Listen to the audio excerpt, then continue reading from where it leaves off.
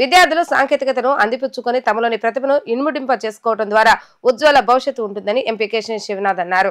అమరావతి రాజధాని ప్రాంతంలో భాగమైన విజయవాడకి ఎన్నో ఉద్యోగ అవకాశాలు రాబోతున్నాయని, ముఖ్యమంత్రి నారా చంద్రబాబు నాయుడు ఆలోచనలో 20 సంవత్సరాల ముందుంటాయని అన్నారు. తుమ్మలపల్లి అన్నపూర్ణమ్మ స్టూడియోస్ హోమ్ ట్రస్ట్ ఆధ్వర్యంలో శనివారం గాంధీనగర్లోని శారదా కాలేజీలో ఘనంగా నిర్వహించారు. 250 విద్యార్థులకు స్కాలర్షిప్ ప్రధానోత్సవం జరగగా ఈ కార్యక్రమానికి ముఖ్య అతిథిగా హాజరైన ఎంపీ కేశినేని శివనాథ్ మాట్లాడుతూ 20 ఏళ్ల క్రితం ఐటీ పరిశ్రమ ఉపాధి మార్గంగా యువతకు ఉండేదని, ఇప్పుడు ఆర్టిఫిషియల్ ఇంటెలిజెన్స్ తో పాటు ఏ దేశం ఆలోచించని విధంగా క్వాంటమ్ కంప్యూటరైజేషన్ గురించి యువత ఆలోచన చేస్తున్నారని అన్నారు. ఫిజిక్స్ ను కంప్యూటర్ తో జత చేయటమే ఈ క్వాంటమ్ కంప్యూటరింగ్ ముఖ్య ఉద్దేశమని చెప్పారు. భవిష్యత్ అంతా క్వాంటమ్ కంప్యూటరింగ్ కాబోతుందని, యువతకు మంచి భవిష్యత్తు ఉండబోతుందని విజయవాడ ఎంపీ కేశినేని శివనాథ్ అన్నారు.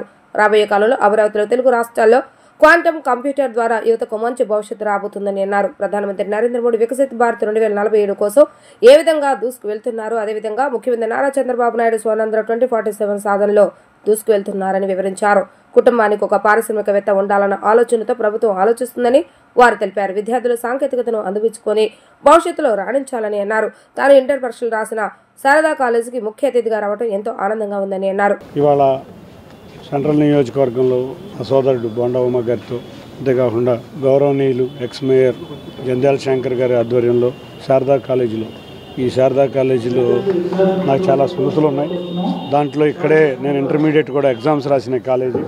ఈ కాలేజీలో 250 మంది బ్రాహ్మణ పేద విద్యార్థులకి శంకర్ గారి ఆధ్వర్యంలో తుమ్మలపల్లి అన్నపూర్ణమ్మ గర్ల్స్ హాస్టల్ వారి ఆధ్వర్యంలో ఇవాళ ఆర్థిక సహాయం స్కాలర్షిప్లు అందించడం జరుగుతుంది.